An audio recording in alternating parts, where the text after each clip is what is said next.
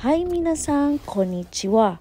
So, alam nyo ba dito sa Japan, makakakuha ka ng pera sa pagtatapon ng plastic bottles.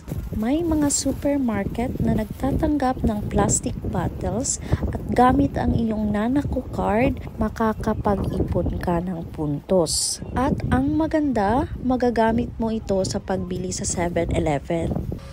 Itap mo lang ang iyong Nanako card at dyan mo makikita kung ilang bottles ang nilagay mo. Make sure maayos mo siyang nalagay kasi mag-e-error siya pag hindi talaga siya na pasok sa loob ng maayos.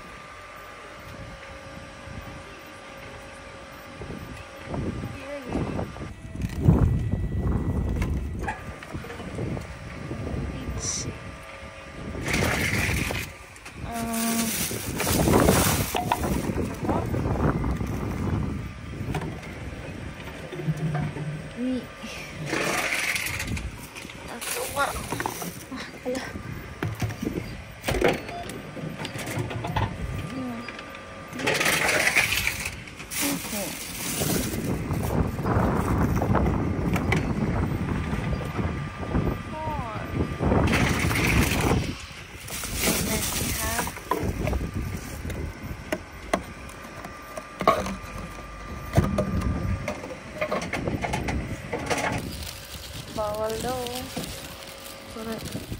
Bawal. Pagkatapos, i-push mo lang yung green button.